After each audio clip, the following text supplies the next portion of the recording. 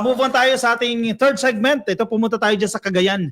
Ang ating presidente, kahapon lang ata ito nagpunta dyan sa Cagayan at natutuwa po yung mga opisyales, yung mga local chief executives dyan sa Cagayan dahil po mabilis yung pag-aksyon. Yung Union Dam lang dyan sa loob lang ng 14 months, natapos agad yung construction dyan. Kaya tuwan-tuwa yung local chief executive dyan. Meron tayong video dyan no?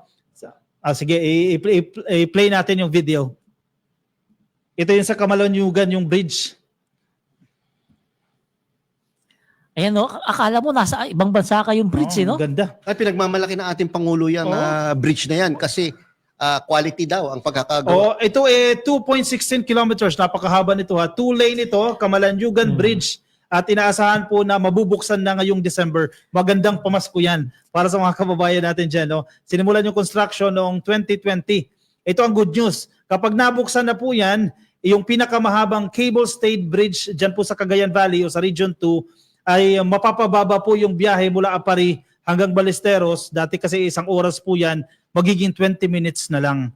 At makikinabang po dito ang 6,000 na travelers bawat araw. Kasi taga dyan ako Kapag nasa Camalonyugan ka, tatawid ka sa kabilang isla ng Cagayan, kabilang panig. Pag nasa Camalonyugan ka, kakaliwa ka, hanggang makarating ka pa sa tulay, siguro bago ka makarating sa kabilang dulo, aabot ng mga 2-3 oras. Ngayon, pagdating mo sa Camalonyugan, hindi ka na mag-U-turn sa malayo. Diretso ka na doon. Kaya sabi ni PBBM, yung 3 oras ay 20 minutes na lang. Yan yung tulong ng tulay na yan. Hindi yung ko economic activity dyan sa lugar, gaganda. Bago yun, 20 minutes na lang. Isipin mo yung mga nasa... Dating ilan? Mga 2-3 oras. Wow. Kasi ikot ka pa sa mag-U-turn ka pa sa tulay na steel. Grabe. Parang hanging bridge na steel Ang tulay. laking ginhawa sa taong bayan. Tsaka sa mga commuters. Ngayon yung mga produkto ng Apari at yung produkto ng Ilocos Norte, Ilocos Sur, pwede na sila magpalitan ng mabilis. Yung trading, mapapataas. Yan ang mapapababa ang product cost dahil yung gastos sa transportation ay bababa. At saka saka makakita yung design. Ngayon ako nakita, tulay sa Pilipinas, ganyan yung design, parang Golden Bridge ng ibang bansa, ng Amerika, di ba? Yung cable bridge, napakaganda. At saka nasisigurado ko ilalaban ko rito yung page ko, buburahin ko to. Kapag yung tulay na yan, nagaya sa tulay ni Duterte sa Isabela, buburahin ko yung page ko. Anong page yun, Dami? Yung Paler Quiz. Yung Paler Quiz.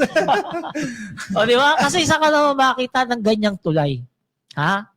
Talagang first class na tulay na ginastusan na talagang milyon-milyon ng pera natin napunta dyan para matulungan yung mga kababayan natin dyan. Kasi napakahirap talaga yan nung sitwasyon nila kapag pupunta ka sa ibang kabilang panig ng Cagayan. Alam ko yan kasi nga nadadaanan ko palagi pag nagbabakasyon ako dyan Alam mo itong tulay na yan, kahit papano binago niya ng bahagya yung imahe natin sa DPWH. Naman. Pinasalamatan din actually ng ating presidente ang DPWH kasi kaya naman pala gumawa ng matibay na tulay, hindi substandard, hindi ghost itong ahensya na to. Pero kahit papano at least nakakabawi-bawi ng image itong DPWH sa tulong ni Secretary Vince Dizon. Nasa siguro yan? Kontraktor? Kung matino yung kontraktor talaga, Kung matino, kung hindi buhaya, kung hindi magnanakaw yung kontraktor. Magkano ba yung budget sa tulay na yan? Hindi ko nakuha yung eksaktong budget pero kung mga billion-billion yan, hindi pwedeng basta-basta kontraktor. Parang 100 million yata o 2 billion. 2 billion kung daw nagkakamali. 2 billion kasi. Kaya malaking kontraktor yan. Hindi kaya basta-basta yan. 2 billion yan, 2 billion. Bukod dyan sa tulay na yan, isa pang good news, dyan din po sa Cagayan itong Union Water Impounding Dam. Inaugurate na rin po yan. Malaking bagay po itong dam na yan. Hindi lang po para sa mga magsasaka, syempre irigasyon, di ba? Maayos sa supply ng tubig sa ating mga sakahan. Pangalawa, protection ito sa pagbaha dyan sa lugar. Flood control. Double purpose pala. Multi-purpose yan. Itong Union Water Impounding Dam, dyan din po sa Kadkadir, sa Claveria, dyan sa Cagayan. Dinisenyo po ito para mapigilan po yung pagbaha at yung mabawasan po yung pagguho ng ilog habang bumubuo po ng maliit na reservoir na nag-i-impound po ng rainwater para pabagalin ang daloy at bawasan ang pinsala sa downstream areas. Ito yung sinasabi ng presidente na ipunin natin yung tubig ulan. Yung iba kasi pinagtatawanan nila yan Yung tubig ulan na yan, hindi pa kailangan natin yan ngayon kasi inuulan pa ibang lugar eh. Oo. Pero darating yung time na kakailanganin natin yan. Yun ang pinaka-purpose ng reservoir. Kaya ini-impound mo. Ini-impound Ayan mo siya. sa DPWH yan. Kaya Hindi, Palirista, ang pinakamaganda dyan, 1,000 farmers ang magbe-benefit yan. Dami. Oo naman. Ang mga irrigators 1,000. association. 1,000. Damay dyan yung farmers ng Ilocos Norte. Malamang talaga alam mo sa laki ng dam na yan. Meron ako programa sa PTV4, yung Patubig sa Bagong Pilipinas. Ah. Alam mo, yung mga irrigators association, tuwan-tuwa sila. Kasi hindi napahirapan yung tubig. Oh. Wow, At laking mababa bagay. na yung gastos nila. Kasi noon, diesel eh. Papump ka galing sa ilog eh. Correct. Di ba? Hindi maayos yung irrigation system. Hundreds of thousands yung gagastosin nila kada anihan. Ngayon, maayos Bubuksan mo na dam. lang yung gate. Bubuksan mo na lang Oh, yan. yung harang. O masusupplyan na ng maayos na tubig yan. Yung iba, solar-powered pa. Oh. So hindi ka nagagastos mababa eh. Wala yung talaga Mas diesel. mababa pa yung cost. Minimal lang yung cost mo dyan para sa maintenance lang. Kaya tuwan-tuwa yung mga magsasaka natin. So yan dahil ayan congratulations sa DPWH kay Senator Vince Dizon ngayon pa lang Yan, napakagaling nitong ginawa nila at talagang malaking hatak to sa nasisirang imahe ng DPWH sa ating mga kababayan. And yung NIA, congratulations din sa NIA sa magandang Ayan. project At na ito. syempre kay PBBM. Siyempre, sa presidente kay natin. PBBM, kay Napakabilis sa kinonstruct. 14 months lang natapos. 14 months lang yan? 14 months lang. Yung ganyan kasolidong gawa, 14 months 14 lang yan. months lang. Magaling, naman pala. magaling. Ang ganda, Galing. oh. Kaya pala pinagmamalaki. Nadadaanan pala yung gitna. Kaya pala pinagmamalaki talaga ng ating Pangulo. O siya, sige. Oo. Bukod dyan, ang presidente natin nag-inspection naman dito sa TESDA, dyan sa Taguig. Alam mo, maganda rin itong ginagawa ng ating presidente kasi part ito ng kanyang commitment nung naupo siya sa pwesto, yung technical vocational education, huwag natin pabayaan. Kasi yung mga dumadaan sa TESDA, nagsasucceed sa iba't ibang bansa. Oo Kasi naman. yung skills na nakukuha nila sa TESDA, talagang nagagamit nila. Oo. At hindi na lang ito basta-basta massage. Kasi yung kinasanayan natin, puro welding, massage. Ngayon, Marami na dyan. mga high-tech na. Marami na. Yung mga skills training na binibigay nila. May visual graphics na. Mm. 'Di ba? Bartender. Mechatronics, 'di ba? Yung mga gumagawa ng sasakyan, nagkukumpuni ng mga motor. Yan, ang inspection ng ating presidente. Kumbaga world class na po yung skills na matutunan ng ating mga kababayan diyan po sa TESDA. And job ready. Ito ang kagandahan diyan eh. Yung kumpanya nadjadjaan na, kumbaga may compound na sila diyan, yung mga trainee magti-train na sila mismo na parang nasa actual na Doon sa trabaho na sila. kumpanya na. Doon sa kumpanya na yan. Ang ganda. So once na matapos na yan, may papasukan ka ng trabaho. Oo. Ang dami ko kilala, maraming talagang nakukuhang benepisyo sa TESDA trainings, no? Mhm. Yung iba na hindi kaya mag-aral ng 4-year college course, no? Nagte-TESDA na lang, pero nakukuha agad. Mhm. Lalo kung magaling ka talaga o Mhm. skilled ka, nakukuha ka sa abroad o sa mga malalaking kumpanya, no? At kumikita ng malaki. No? Oo. Kasi Alam mo, skills talaga yan eh. Alam mo kung gusto mo magnegosyo pwede ka mag-apply dyan. Marami silang course dyan na pwede mo gamitin pang negosyo gaya yung Correct. food processing, Baking. baking, bartending, magpagtitinda ng pagtitimpla ng kape. Marami dyan, marami kasi. Palirista, yung welding nga lang, ang laki Welding ng nga. laking bagay dahil in demand sa ibang bansa eh. At ang maganda, yung National Certificate 2 natin, nire-recognize sa iba't ibang bansa. Kaya mabilis na kakahanap ng trabaho yung mga Ayan, kababayan natin. Tingnan mo si PBBM, di ba? Dinalaw niya pa talaga yung mga... TESDA, no? Yung, Swerte itong mga to na pinakita, no? nakadaupang palad nila na malapit si Oo. PBBM, no? Tsaka ito yung kagubitan. Naano naman ako, napakaganda ng lugar, ano? Malinis. Ayos, malinis. Maliwalas. TESDA, saan ba TESDA yan? Sa Taguig yan. Tagig. Sa pinaka-main office Pinaka-main Taguig. sa Taguig. May Yan. mga scholarships din po sa mga kababayan natin na, kasi yung ibang training centers, may minimal fee yan eh. May mga scholarships din po na binibigay. Halimbawa itong Training for Work Scholarship Program, yung Special Training for Employment Program, yung tinatawag nating STEP, yung Universal Access to Quality Tertiary Education Act, at yung Tulong Trabaho Scholarship Program. Mag-inquire lang kayo sa pinakamalapit na TESDA offices ninyo. Hindi ako nagkakamali yung nanalo sa World Skills, graduate graduate TESDA. ng TESDA, no? Nanalo Ayoko- saan? Nanalo sorry, saan? baka nasabi ko lang, hindi graduate lang, no? Graduate ng TESDA. Correct. No. Ito si Hannah Cristel Kaintik. Nanalo yan ng gold medal sa Graphic Design Technology sa World Skills ASEAN Manila 2025. So using the computer. Oo. Oo, Dyan so- sa Pasay ginanap yan. So, ito, natutunan niya sa mga- TESDA yung mga bartender skills siguro sa to. computer. Mga naka-apron, nakapagpinakadaupang palad ang ating presidente. Ayan, Mahusay, maraming pangangailangan sa abroad din ng mga ganyan. Oo. Skills, no?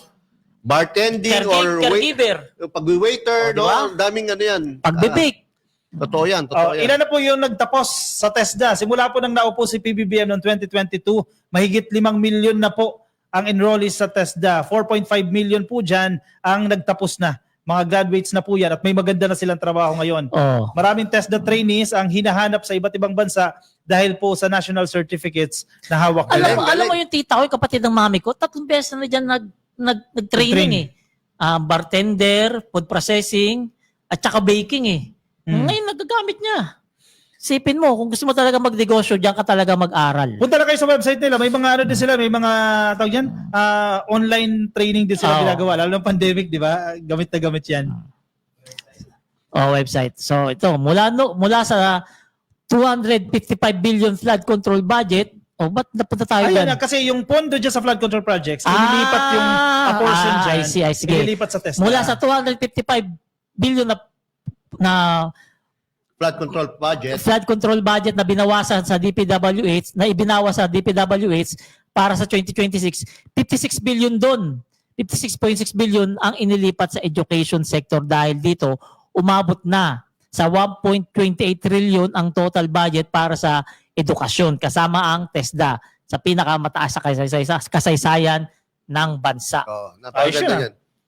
Yan po yung inuulit namin yung budget galing sa flood control na pinakuha na ni PBBM, inilipat na sa iba't ibang ahensya ng gobyerno natin. Palerista, first time ever na umabot tayo sa 4% international benchmark para sa education spending. Dapat lang, no? Dapat na. First time Ano ito pinapakita nyo, Lex? Ito yung Yan yung website ng TESDA. website. Hindi Facebook page yan. Website ko yan. Website. Kung mga gusto mag-apply ng skills training, punta po kayo dyan para makuha ninyo yung eksaktong detalye. Kompleto na pala dyan lahat. Kompleto yan. Ang dami niya, no? Kahit mga overseas Filipinos, pwede dyan. Kunyari, pwede. nagbabakasyon kayo sa Pilipinas, kapag meron kayong gustong training na makuha sa TESDA, bisitahin nyo lang kanilang website, no? Pwede po kayo Kasi dyan. may mga OFW tayo, skilled na sila. It's just that wala silang certificates. Pwede sila magpa-assess. Correct. Diba? Hindi ka na sasailalim sa mahabang training. Meron kayang AI dyan? Yun, gusto kong Alam ko mag-aaral meron. yan. AI. Alam ko merong no? AI na rin. May courses na sila about AI. Oo. Dyan na pala. Move on tayo sa ating last topic for tonight. Meron akong dalawang short topic na dapat Sige sir, sige. usapan natin. Mabilis lang to. Pinuri po ni Pangulong Bongbong Marcos ang kanyang may bahay. Hindi ito self-serving dahil nakita natin mismo kung ano yung ginawa ni First Lady Liza Araneta Marcos para mapaganda po ang PICC. Kami mismo nandiyan kami sa PICC, malaki po yung ginawa sa mabilis na panahon at sa limitadong budget. Napakaganda na po ng PICC at isa sa punong abala dyan, si First Lady Liza Araneta Marcos. Kaya natuwa po ang ating presidente Doon dyan. tayo, talaga nakita natin napakaganda uli ng PICC, no? Kaya deserve naman ni First Lady Liza Araneta Marcos na talagang makomment, no? From the President mismo. At bakit napapanahon yung pagpapaganda ng PICC? Dahil next year, 2026, ang Pilipinas po ang host sa ASEAN. So mga delegado po mula sa iba't ibang bansa na parte ng ASEAN pupunta dito sa Pilipinas. At ang isa sa mga venue na gamit sigurado itong PICC. So At hindi maganda nakakaya. yun, yung mga gumagamit na clients ng PICC, mga eskwelahan, na dyan nagkakaroon ng mga Graduation. commencement exercises, mas magiging maganda na ang kanilang experience sa hindi na yung pangit na facilities. Yung oath-taking, di ba? Yeah, Diyan taking ng ginagawa. mga pumapasa sa professional board exams, no? Correct. So ito kasing PICC talagang malapit ito sa puso ni Pangulong Bongbong Marcos dahil sa mga bata-bata dyan, ng mga Gen Z dyan, na siguradong hindi alam, ang nagpagawa talagang original dyan ay si Nanay niya. First Lady Imelda Romualdez Marcos at pinarenovate naman ng kanyang manugang si First Lady Liza Marcos. Yan. Gaya na sinabi ko nakaraan, nakakatuwa na si First Lady ang ribbon cutting nung ano yan, no? Ano kayo nararamdaman niya? Ano kayo nararamdaman niya? Ano kayo nararamdaman niya? Siya nung first, tapos yung pangalawa siya pa, no? After 49 years. 49 years? Yes, 49 First time years. na nagkaroon ng major renovation. After 49 years siya. Yan na siya ngayon. Yung nagpunta kayo, yan na yun. Ganda no? Ganda na yan. Lalo sa second floor, lalo na yung maganda na. Grabe. Sige sir, sige po sir. Pwede kong isingit lang to kasi ito breaking news, no? Si President Bongbong Marcos, sinabi niya na willing siya i-publicize ang kanyang SALN. Wow. No? Statement of Assets, Liabilities, and Net Worth. No? At sinabihan niya rin ang kanyang gabinete, ang mga members ng kanyang gabinete, na gawin din ang kanyang gagawin. No? So, ang Pangulo na mismo ang mangunguna sa pag-presenta ng Maganda kanyang SALN. yan. Maganda yan. Alam mo, Need by example. ang bulilyaso dyan, yung mga hindi nakapag-ready ng SALN nila. Hindi, ready naman yan. Dapat ready yan. Ready Kasi yan. every year, Bago mag-April, bago mag-April, pinapasabit sila ng kanilang SALN. ina-update At yan. yan Ano yan? Merong penalty yan Batas. kapag hindi ka At nagsabit. yan ay nangyari dahil kay Ombudsman Boying Rimulyan na siya Oo, siya oo. nanguna diyan na luwagan natin. Bakit kasi nung nakaraang administrasyon kay Duterte, hindi ka basta-basta, hindi ka talaga pwede kumuha niyan. Talagang May pinagbabawal. cases lang na Oo, inaalaw na pa. kumuha niya, hindi basta-basta kasi kumuha naman, niyan. Parang may mga ano, pinagtatakpan.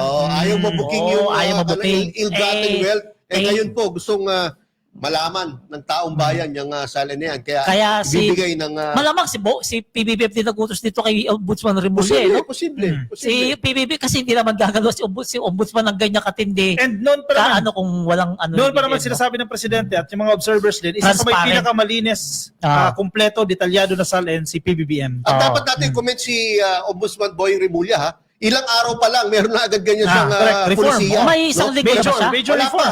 Wala Wala pa pa. isang linggo. Naglabas agad siya ng policy tungkol sa Memo. SALN. O kaya yung mga politiko sa inyo na pinaghihinalaan ninyo kung saan nanggaling yung kayamanan nila, yan, pwede nyo nang malaman. Pumunta lang kayo doon sa ombudsman, mag-request kayo. May I-request mga ninyo konti-konting pirma-pirma dyan. At makakuha kayo ng SALN nung politiko na gusto nyong malaman ang kanilang mga yaman. Dito papasok ang mainstream media. Gamitin ninyo yung investigative journalism Oo. skills ninyo. Oo. Mag-request kayo kasi ang nabasa ko doon sa policy, halimbawa nag-request si reporter A, parang part of your commitment din dapat, once na ma-publish yan, kailangan i-inform mo rin ng ombudsman kung saan pinpublish yung SALN na hiningi Oo. mo. So pagkakataon nyo na yan, gamitin nyo na yan, i-access ninyo lahat ng SALN ng ating mga opisyal, di ba? Although meron po yung mga patakaran kasi baka ayaw naman nga ayaw ni Ombudsman Boying Rimulya na magamit niya sa politika o sa Oo. paninira lang talaga. Correct. So meron po mga patakaran bago kayo bigyan ng mga kopya. Makukuha. Last na. Gusto ko lang sanang pag-usapan din natin yung fake news against AFP chief Romeo Browner. meron na naman. Oo, kasi sinisiraan siya eh. Como, alam natin ang ginawa niya na hindi siya pumayag. pumayag. O, hindi siya nagpa-udyok sa Oo. mga destabilizers Sa mga demonyo ba? Demonyo. mga co-platters, no? Yung apat na retired generals. na mag-withdraw siya ng suporta sa Pangulong Bongbong Marcos, hindi siya pumayag. Ngayon naman, siya ang sinasubject Siya ang sa mga tinatarget. sa mga fake news. okay. No? Ano ba yung fake news sa kanya, Yayam? Ito, merong sinasabi na meron daw Browner condominium, Oh. no? Na baka daw diyan dinala yung 15 billion ghost project ng AFP.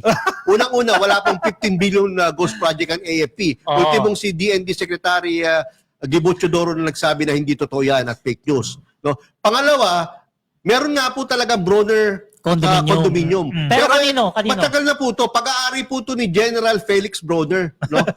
Hindi siya yan. Tiyuhin ni General Romeo So, ibig Browner. sabihin, hindi pa siya AFP chief, meron na pala yung building na Meron yan. na yan. Meron Meron na. na. At ang dahil namatay na nga itong Tito niya. magaling na Tito niya. tiyuhin niya na Oo. si General Felix Browner, no? Ang mga anak na ang may-ari. At yung kumpanya mismo, yung na nagmamanage o nagpapatakbo niya ng kondo na yan, ay nakapangalan yan sa mga anak Sa ni mga anak. Felix Browner. At hindi- Bali mga pinsan na ni General Browner. Romeo Browner, no? At hindi sa kanya. Oo. Mga ka-BBM, kayayam, no? Ang pamilya Browner po ay kilalang mayamang pamilya po. Noon pa po yan. Family of generals po yan. Kung di ako nagkakamali, 4 na general po, Browner. No? Kilala po yan sa Region 1.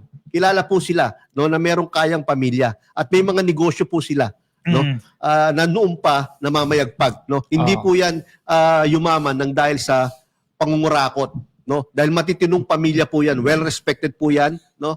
Pamilyang yan. No? Kung titignan mo yung style ng mga dilis, no, hindi nila kaya si PBBM eh. Yung mga nagpo-protekta sa presidente, yun ang babakbakan Oo. nila. Oo, parang So, ginagawa nila parang para sinisiraan si General Browner para siguro para ma-demoralize. mademoralize, Mga sundalo. yung mga sundalo, lalo na yung mga junior officers. Oo. Na At bumigay. sabihin na, ay, korap pala yung ating mga leader, no? At magpa-udyok, doon sa mga destabilizers at coup-platters na to. So, ipinapalabas nila yung magkano yun? 15 billion daw. 15 billion doon napunta sa building? Hindi pa nga presidente si PBB, meron na yung building na yun eh. Kaya nga eh. Diba? Yan ang Yes. dapat natin malaman mga kababayan ha. Mga ka-BBM, mga kababayan. Huwag tayo basta-basta maniniwala sa mga banat ng mga bobo na to sa mga nakapaligid kay PBB na nagpoprotekta. Ang lutong. Kasi ito si General Browner, pag ito na fake news nila at naapektuhan to, doon sila magkakaroon ng chance na mapabagsak si PBBM. Keso, etong si General Browner, matino, hindi nagpapatol sa mga demonyo ba sa paligid niya. Demonyo ba? Kaya hindi nagtatagumpay yung mga destabilization nila laban sa ating presidente. Kaya huwag tayo maniniwala. Palirisa, sa totoo lang, libre naman po talaga maging bobo tanga. Libre po yan, no? Karapatan nyo po yung magmuka at magsalita ng mga katangahan, kabobohan. Pero wag nyo naman po araw-arawin. Wag naman sobra-sobra. Wag nyo karirin. Kinarin na. Last pahabol, good news ha. Sa recent survey po ng Okta, 8 out of 10 or 83% po ng mga Pilipino ay sang-ayon po sa pagbubulgar, pagsisiwalat ni Pangulong Bongbong Marcos sa mga katiwalian sa flood control. Wow. Validation Mataas nito yan. na tama yung ginawa ng ating Mataas siya. presidente. Kasi sino ba naman ng tututol dyan? May itataya pa ko sa survey na yan. No? 50%, as per SWS survey, 50% ng ating mga kababayan agree na panagutin si former President Rodrigo Roa Duterte sa mga EJKs. Okay. At saka ito pa, isang survey na mas magagaling daw ang mga BBM vlogger kaysa sa mga DDS vlogger na nakukulong. Agree ba kayo? Oo. Sige. Ayan. So may sasabi pa ba kayo? Basa ng konti. Sige, 1 minute. 1 minute. Sabi ni Sunflower, maraming demonyo noon sa ating administrasyon. Correct? Ranilo Bose. Ranilo Bose. Saludo po ako sa ating Pangulong Bongbong Marcos. Talagang transparency ang gusto niya ipakita sa mamamayan ang kanyang salin dahil ang paglilingkod ng tapat ay tunay at busilak ang kanyang puso na paglingkuran ng ating bayang Pilipinas. So si Mark Mapa, libre ang bobo, tanga, sinungaling at magnanakaw. Kaya ayun, nakakulong ngayon yung isa. Tama. Galit na talaga si Mark Mapa. Kanina pa yun, nasa ICC na. Sir Barrett, our President BBM works non-stop while others only work their way out of their mess. BBM is one great example of walking by example. Great man, great leader, mabuhay ang bagong Pilipinas. Thank you, Star Barrett. So, Sir Barrett, our President BBM works non-stop while others Tapos na only work their way out. Tapos na yan. Tapos ba yan? La doble. Yan. So yan, mga ka-BBM, mga ka-BBM, mga kapalirsa, bilis ng oras. Na-extend na kami ng 2 minutes. Inuulit po, maraming, tayo po natin yung award natin. Sige. Love for All schedule. I-post natin sa page. Yung schedule ng Love for All. Love for All. So ito yung award namin Hindi namin ito makukuha kung hindi po dahil sa inyo. Maraming salamat po. Galing po ito sa mga Filipino community sa Japan. Humahanga sila sa pagbabalita natin dahil alam naman nila na tapat at hindi tayo ng fake news. Kaya maraming salamat sa inyong muli. Maraming salamat sa pagsuporta nyo sa aming ika-22 na episode. Ako po muli, si Palerisa TV. Magandang gabi po. Mga kayayam, mga ka-BBM, follow niyo po ang aking FB account, Yayam Dizon po. No? Maraming salamat po sa mga tumatangkilik sa akin. 65 million po for the past 28 days. Maraming salamat. Maraming salamat po sa lahat ng ka-coffee na sumusuporta din sa atin sa World Class Excellence Japan Awards, WC, kay Ma'am Emma Cordero. Maraming salamat po. And of course, yung kasama natin dito sa grupo, si 31 Million Movement at si Mark Ian Everyday, katuwang natin sa ating podcast, at ang Bagong Pilipinas Studios, walang sawang sumusuporta sa Salamat PBBM Podcast. Maraming salamat po sa inyong lahat. Ayan, muli maraming salamat po dito sa award. Kung hindi dahil sa inyo, wala po kami neto. At wala kami rito ngayon sa kinaupo namin. Maraming salamat sa inyong lahat. Magandang gabi po. Bye-bye. See you next week.